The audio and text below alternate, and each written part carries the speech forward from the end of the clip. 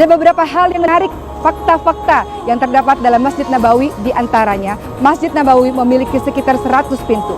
Masjid Nabawi memiliki 7 orang imam, 17 muazin, dan dibersihkan sehari 3 kali. Masjid Nabawi juga memiliki 262 payung yang sangat besar yang biasanya akan terbuka di siang hari, sehingga semua orang yang datang ke Masjid Nabawi tidak akan pernah merasa panas. Masjid Nabawi juga memiliki sebuah taman yang disebut dengan Taman Syurga, terletak di antara makam Rasulullah SAW dan mimbar Rasulullah SAW. Raudhah dikenali dengan karpetnya yang berwarna hijau, dan siapapun yang berdoa di tempat itu, insya Allah termasuk dari tempat-tempat yang mustajab yang dikabulkan oleh Allah Subhanahu wa Ta'ala.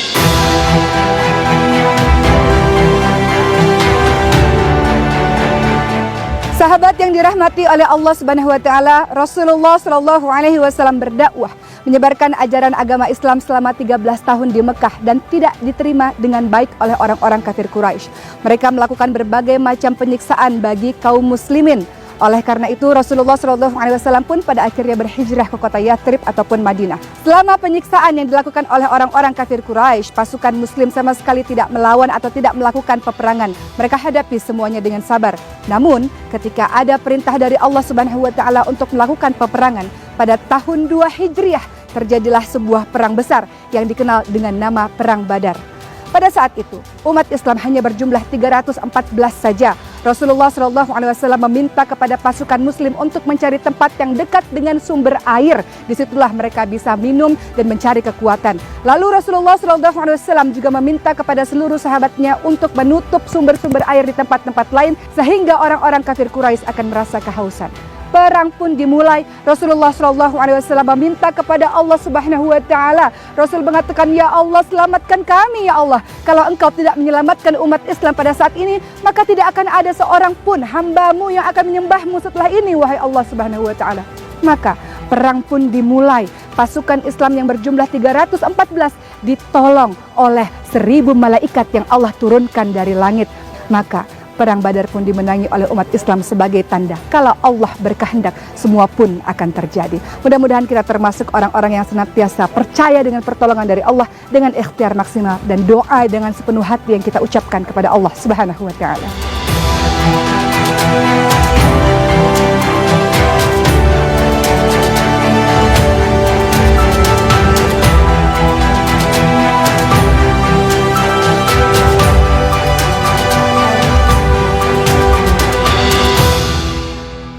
Uhud, disinilah saya berada.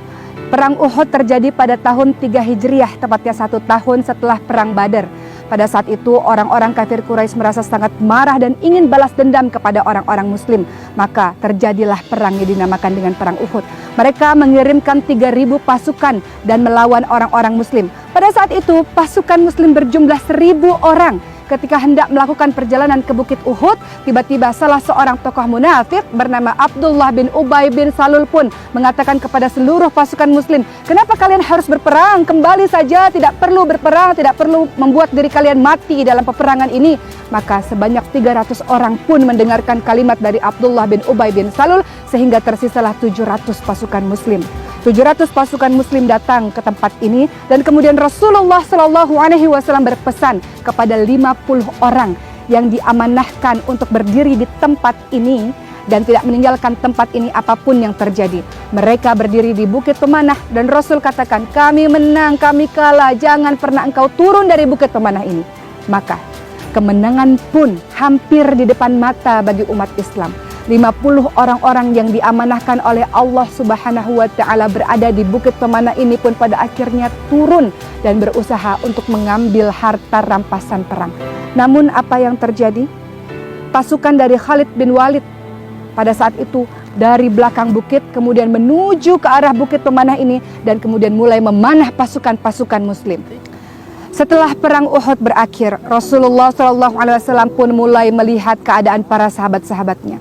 Rasulullah SAW tidak mampu menahan air matanya karena begitu sedih, begitu banyak para sahabat yang mati syahid di jalan Allah SWT. Salah satu yang membuat Rasulullah SAW sangat-sangat bersedih adalah kematian dari pamannya yang disebut dengan Asadullah atau singanya Allah SWT bernama Hamzah bin Abdul Muttalib radhiyallahu anhu.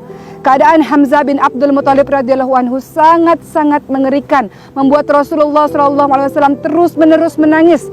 Pada saat itu, keadaan Hamzah bin Abdul Muthalib adalah dadanya terbelah dan jantungnya telah dimakan oleh seorang wanita yang bernama Hindun binti Utbah. Hindun binti Utbah merasa sangat marah kepada Hamzah bin Abdul Muthalib karena Hamzah bin Abdul Muthalib telah membunuh ayahnya dan saudaranya pada saat perang Badar. Rasulullah SAW memandang seluruh orang-orang yang mati syahid dan Rasulullah SAW pun mengatakan bagi mereka adalah syurga Allah Subhanahu wa taala. Kalau ingin selamat di jalan Allah Subhanahu wa taala, selain melakukan ibadah secara lillah karena Allah Subhanahu wa taala, juga ittiba. Ittiba bermakna adalah engkau meniru apa yang dilakukan dan apa yang diucapkan oleh Rasulullah SAW. Dengan begitu insya Allah mudah-mudahan kita termasuk orang-orang yang dimasukkan ke dalam syurga Allah, bertemu dengan Rasulullah, bertemu dengan para syuhada karena kita mengikuti kalimat-kalimat Rasulullah SAW. Insya Allah. Sahabat yang saya cintai, di belakang saya adalah pemakaman bagi 70 syuhada Uhud, sahabat Rasulullah SAW yang mati syahid dalam perang Uhud. Peperangan demi peperangan yang dilalui oleh umat Islam membuat Islam semakin menyebar luas sampai keluar tanah Arab. Beberapa di antaranya adalah Rom, kemudian Habsyah, Mesir. Beberapa menerima ajakan Rasulullah SAW memasuki Islam, beberapa pun menolak. Namun semakin hari umat Islam semakin kuat sampai akhirnya Rasulullah SAW beserta seluruh sahabatnya memasuki kota Mekah, kembali lagi ke tanah kelahiran mereka dalam peristiwa yang dinamakan pembebasan kota Mekah atau Fatu Mekah.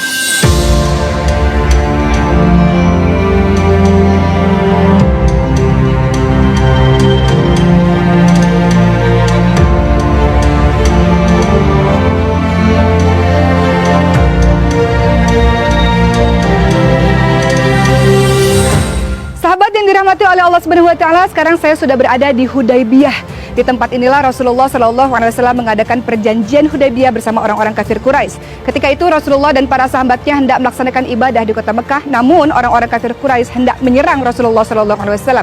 Maka Rasulullah SAW pun berunding dengan mengirim utusan, yaitu Utsman bin Affan radhiyallahu anhu, dan kemudian tersiar kabar Utsman bin Affan akan ditahan oleh mereka, sehingga Rasulullah dan para sahabatnya mengikat janji setia di bawah pohon yang disebut dengan perjanjian Bai'atur Ridwan. Di bawah pohon inilah mereka bersumpah setia untuk terus membela pasukan Islam dan akan menyerang orang-orang kafir Quraisy sampai titik darah penghabisan. Sampai akhirnya Utsman bin Affan pun dikembalikan kepada Rasulullah dan Rasulullah mengirimkan seorang utusan bernama Suhail bin Amr, dan akhirnya terjadilah perjanjian di tempat ini yang berisi bahwa yang pertama, orang-orang Islam tidak boleh melaksanakan ibadah pada tahun ini melainkan tahun depan dengan tidak membawa senjata apapun. Yang kedua, terjadinya gencatan senjata, tidak boleh berperang selama 10 tahun antara umat Islam dan orang-orang kafir Quraisy. Yang ketiga, apabila ada orang-orang Madinah menuju ke Mekah, maka orang-orang kafir Quraisy tidak akan mengembalikan ke Madinah. Namun sebaliknya, apabila ada orang-orang Mekah yang menuju ke Madinah, maka Rasulullah harus mengembalikan orang tersebut ke Mekah. Dan di perjanjian ini pula lah Rasulullah SAW pada akhirnya bisa mengirim berbagai macam utusan untuk mereka bisa memasuki agama Allah melewati utusan-utusan Rasulullah SAW. Dan teman-teman sekalian, perjanjian ini ternyata dilanggar oleh orang-orang kafir Quraisy. Bani Bakar yang merupakan sekutu orang-orang Quraisy menyerang Bani Khuza'ah yang merupakan sekutu dari pasukan Islam. Dengan terjadinya pelanggaran ini, maka Rasulullah SAW bersama 10.000 pasukannya menuju ke kota Mekah untuk membebaskan kota Mekah. Inilah Hudaybiyah, perjanjian yang sangat-sangat penting menjadi pintu pembuka umat Islam untuk memasuki kota Mekah.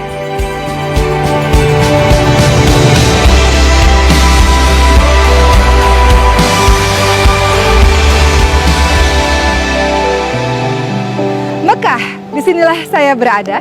Rasulullah SAW bersama 10.000 pasukannya pada akhirnya menuju kota ini untuk membebaskan kota Mekah. Namun di tengah perjalanan, Abu Sufyan menemui Rasulullah SAW dan menyatakan keislamannya di hadapan Rasulullah SAW. Ia mengatakan, aku tidak pernah melihat kekuatan Muslim sebesar ini dan tidak akan pernah ada yang dapat mengalahkan kaum Muslimin. Rasulullah SAW memasuki kota Mekah dengan menundukkan pandangannya dan membacakan surah Al-Fat ayat 1. Inna fatahna laka fatham mubina. Pada hari ini kami telah memberikan kepadamu sebuah kemenangan yang nyata. Rasulullah SAW menundukkan pandangannya, tanda bahwa Rasulullah SAW merasa bahwa semua yang didapatkan oleh kaum muslimin pada hari itu adalah sebab pertolongan Allah yang maha besar, sebab pertolongan Allah yang maha kuasa.